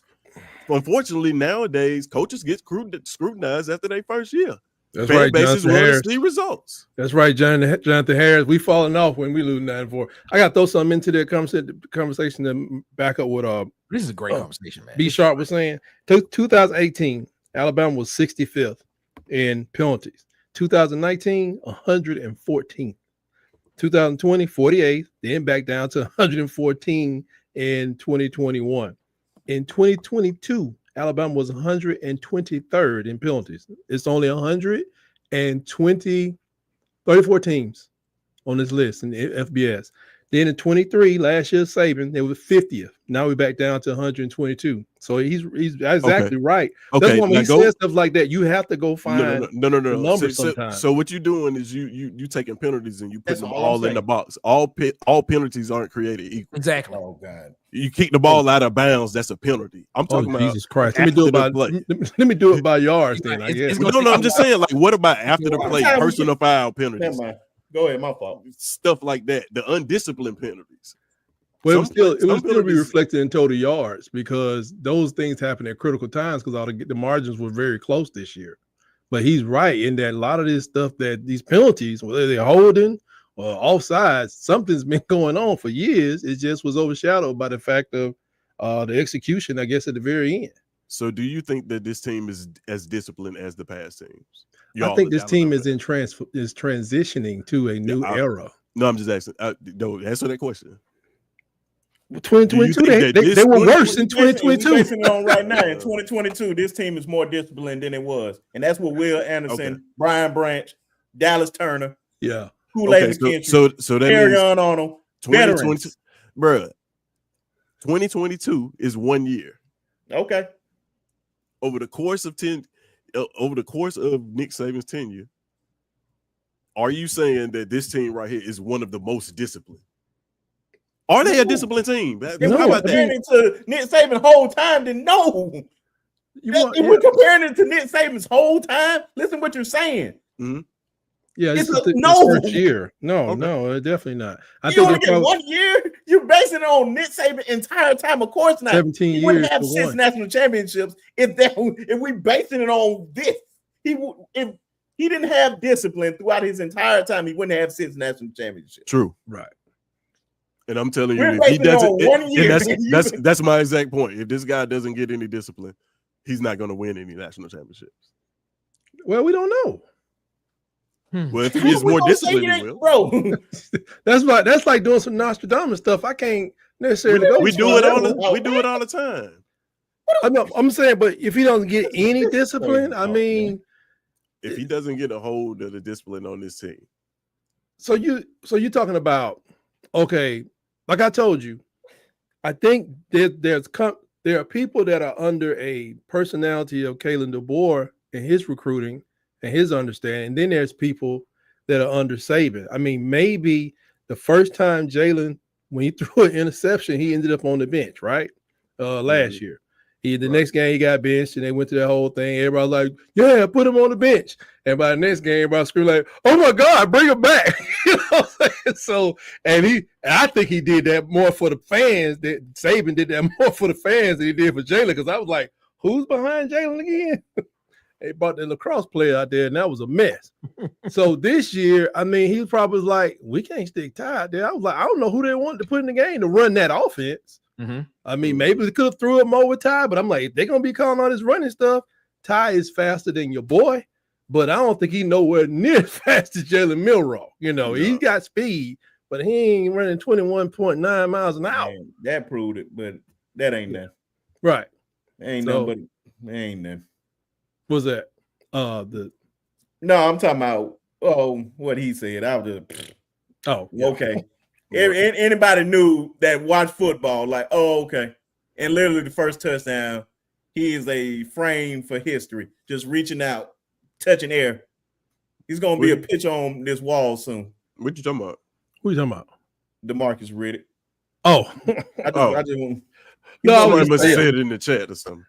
Oh no, he's talking. Yeah, but I mean, he's like I said, DeMarcus Riddick in the Iron Bowl. If we had gotten Ty Simpson out there, and you were going to run those same plays, like Jalen was just not as accurate. But I just wonder why Ty Simpson wasn't. I just trust the coach to say that guy can't go out there because I thought Jalen played hurt at times too, especially at Tennessee. And he was missing people because he didn't run as much. But I'm just guessing. We're not turning this into an Alabama pod. It's always Alabama pod. That's what happened. You got 18 championships. They seem to rise to the front of the show. Water Cooler Talk podcast, it ain't. I tell you that. Yeah, it run to the front of the show when it's like we can't help it. Not when you're on the Water Cooler Talk podcast. Nope. Just saying. This is Auburn. Where's Auburn? We are not talking. Where's Auburn? Come on, night. It's an Auburn, Alabama podcast. Not happening tonight. I tell you, that is not about to happen tonight. It's an Auburn, Alabama podcast. Y'all in Alabama, right? Yeah, we ain't worried about that. We ain't worried about no Tuscaloosa, Alabama. We run this state. Yeah. We are not talking. We are not talking Alabama all night on this podcast. That is not about to happen. Jay-Z run New York. Alabama run Alabama. I mean, I'm sorry. Y'all in Alabama. Let's go ahead and get the final question in before we get up out of here. Question. Man, these guys are hot. What you talking? What? Jesus Christ! They can't even say the others. They don't even like addressing their letters. They postman be like, "The man talk about Auburn." Man talk about.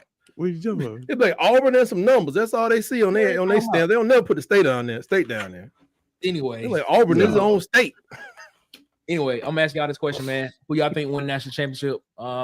Right now, you got Ohio State will play against Texas, and then you got Penn State versus Notre Dame. Who y'all got winning?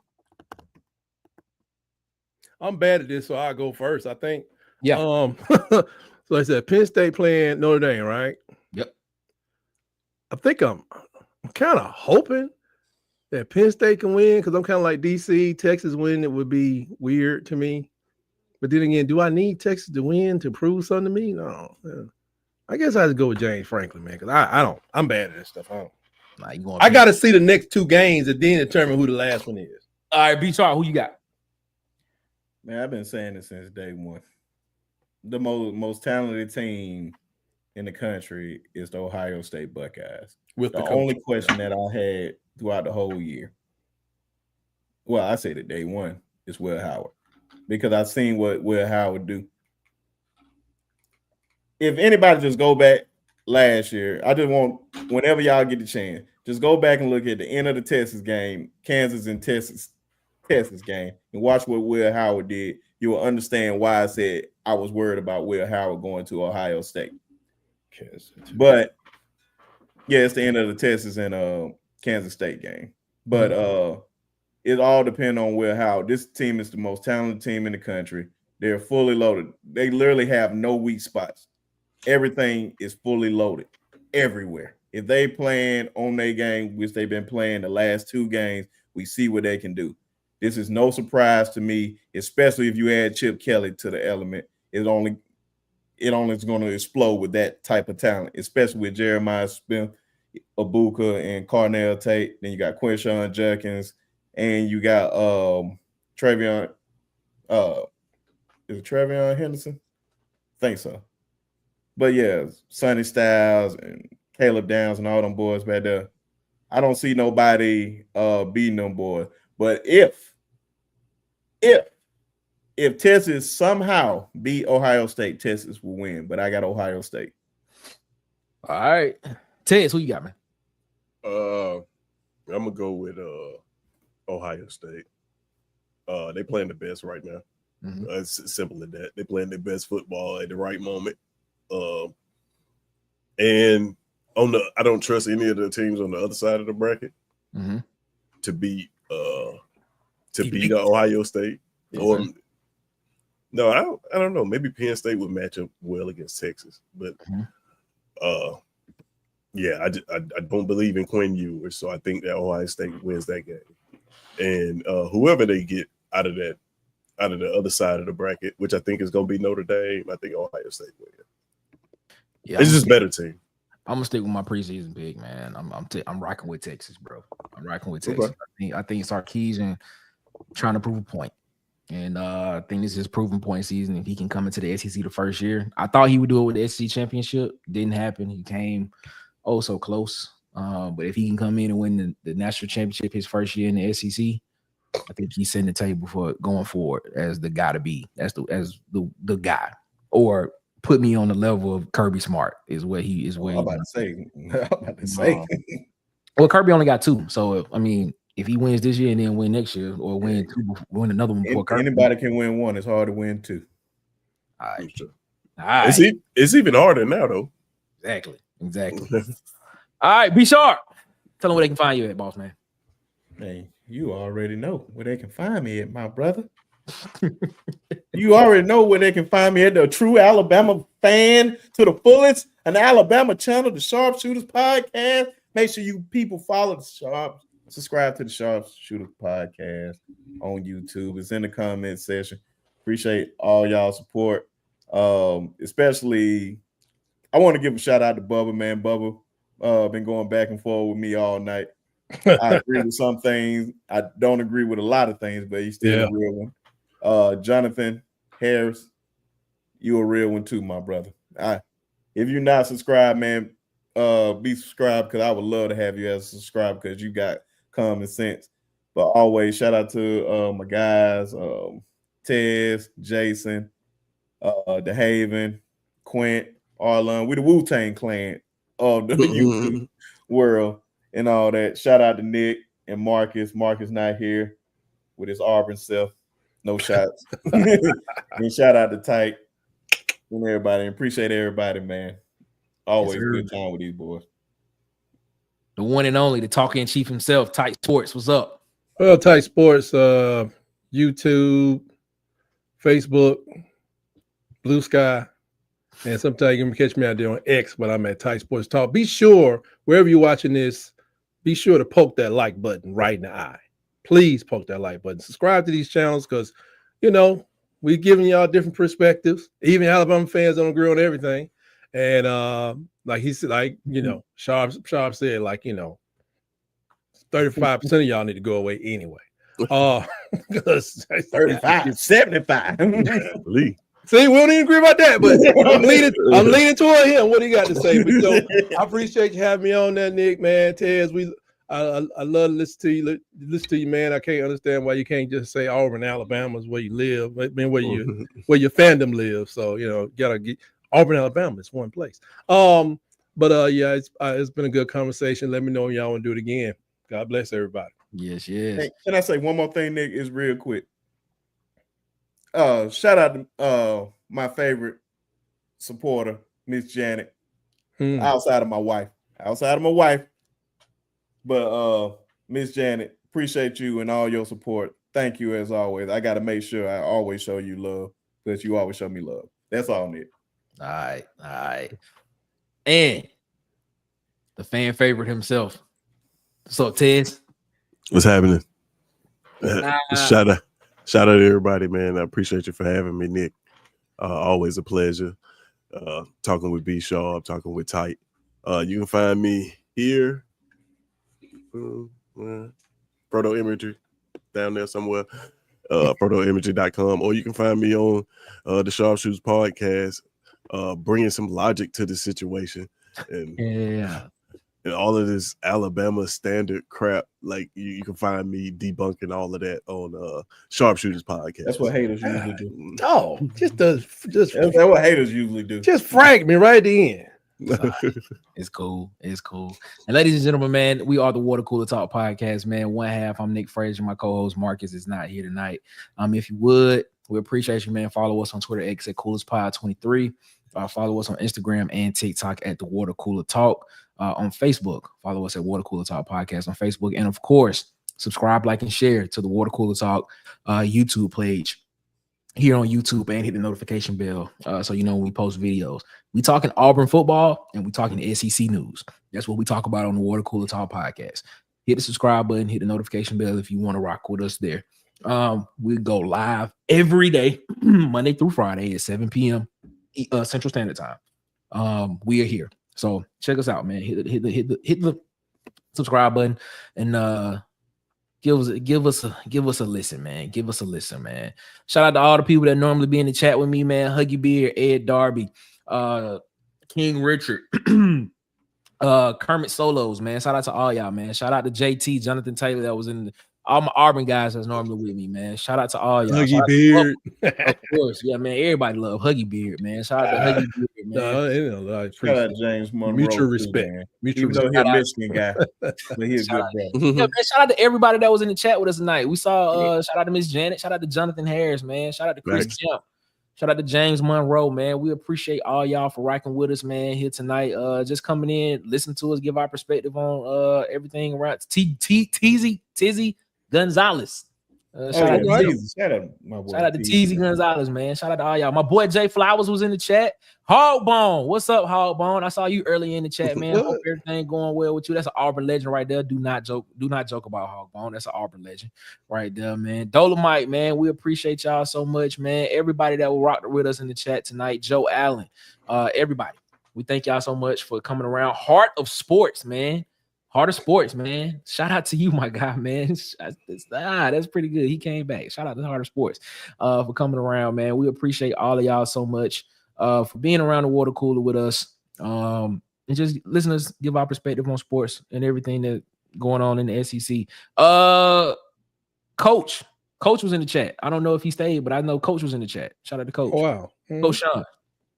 Oh yeah, Coach Sean. He was in the chat. Shout out to him, man. PhD. You know what?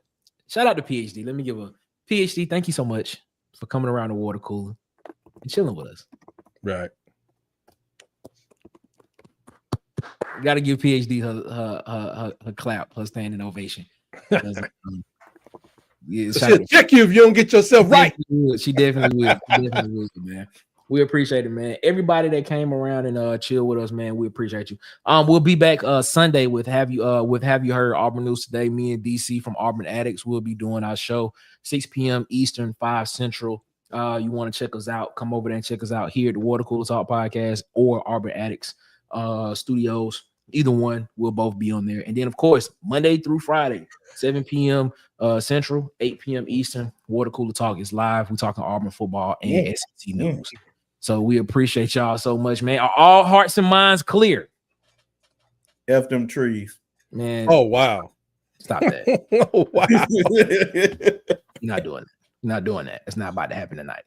All hearts and minds are clear. Ladies and gentlemen, as always, y'all have a good one. Better yet, y'all have a great one. Y'all be blessed, man.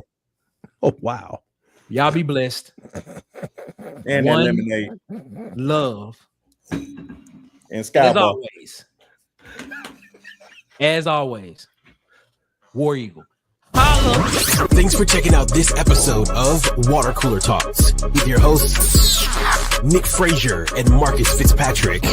Make sure you like and subscribe on your favorite podcast platform so that you never miss an episode.